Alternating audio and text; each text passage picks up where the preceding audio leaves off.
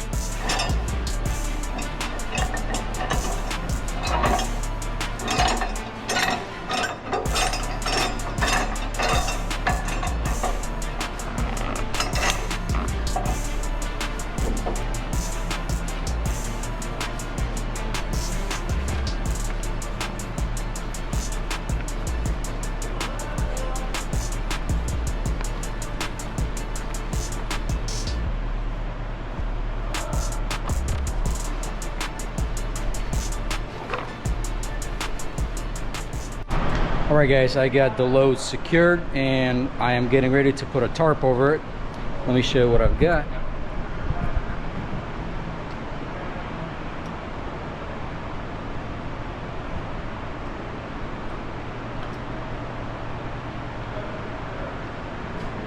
Got a belly strap over here, over the whole thing. And I've got another belly strap right here. Overall, I think I've got way more than enough securement. We should be good. Got to protect these sharp edges so they don't poke through the tarp. All right, I'm gonna throw some blankets over it and we're gonna get a tarp. All right guys, got everything secured and tarped. I had to use two of my tarps, the 18-foot and the 27-foot. Here's what we got.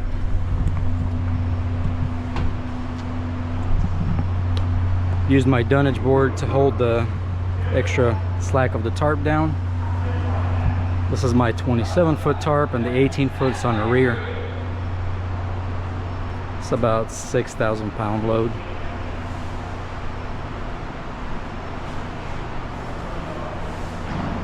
Going to Albuquerque, New Mexico, out of St. Louis.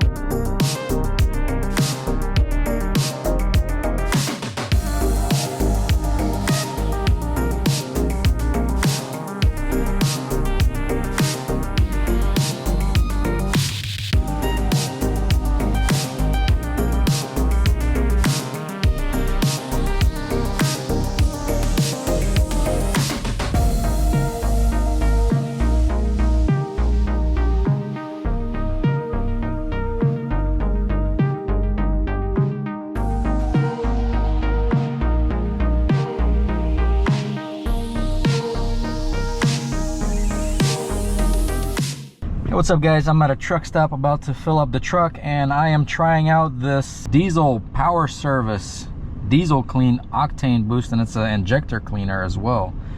It is endorsed by Cummins.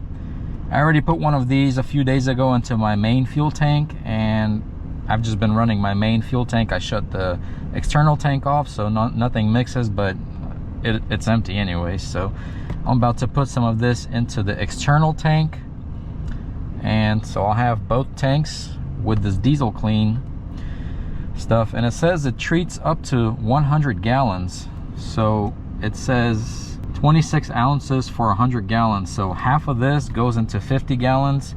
But it says if you want maximum performance, you put this whole thing, which is 26 ounces, into the 50 gallons of diesel. So that's what I did. I put this whole thing into my main tank, and I'm about to put this whole thing, this second bottle, into the external tank as well. So let's go do that.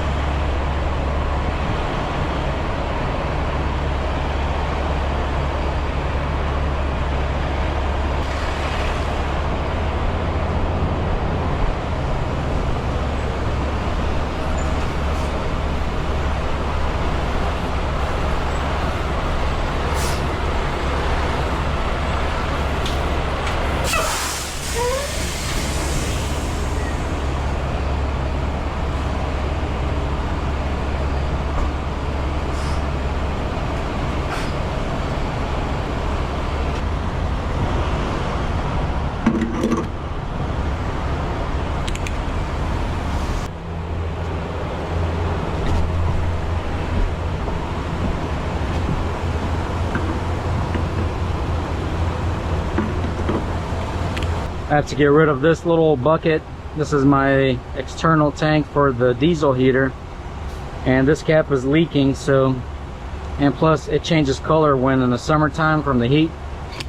Changes color, so I need to get rid of that. Ideally, I would like to run this line to the main fuel tank of the truck, but it seems like a lot of work taking that tank down, so that's why I've got the little external tank here. So I just need to get a new one.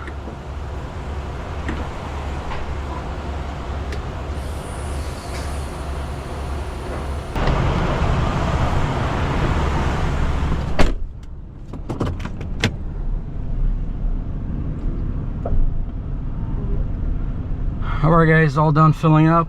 I need to run inside and get some coffee, and I need to buy some work gloves because mine were nasty. I threw them away and I haven't had a chance to buy them.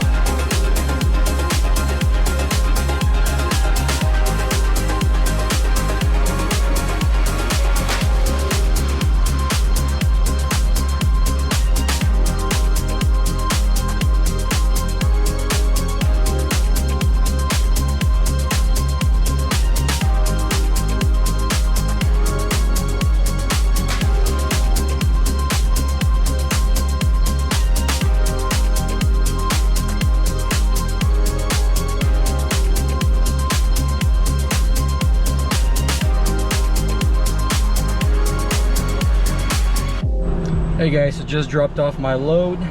It's funny because I left the shipper and my camera was still sitting on my trailer. It was on the right above the toolbox on a little platform that I've got there, and I just realized that I forgot to grab it, so drove like half a mile. Luckily it was still there, it didn't fall off. We almost lost all the content, guys, but saved it, so we're good. So that load paid $2,450 out of St. Louis to Albuquerque, New Mexico. That was about 1,032 miles, I believe. So a little bit over $2 per mile, like maybe 230-ish. Not too bad. But now the struggle of getting out of Albuquerque, New Mexico begins, because this is a tough area. So right now I'm going to a truck stop and we're gonna search for a load. Keep you guys posted. Guys, also wanted to mention that I did replace that broken bolt on my exhaust manifold, and that did not fix the rattle sound. So unfortunately that rattle sound is still there. Luckily I can never hear it when I'm driving in a truck, so it doesn't really bother me. I do not think it's anything internal, because driving with that sound for over 100,000 miles, I think if it was internal, the engine would have already showed that by now. But it definitely sounds like some kind of a heat shield. For now, I'm just gonna let it go, and the next step is gonna be to check the heat shield on the exhaust manifold, which I should have done when I took the EGR cooler off for cleaning, but I didn't really think about that. But when we're gonna put the truck on a diet and I'm gonna remove that EGR cooler, that's gonna be the time when I check for that, because until then I am not removing that cooler because it's a different type of pain in the butt. So that's that. I'm still stuck in Albuquerque, New Mexico. The load board is absolutely just dead here. There's absolutely nothing. So I'm gonna end the video here, and I'm gonna try to edit it so I can release it, and then I'll see you guys in the next one. Thank you as always for watching.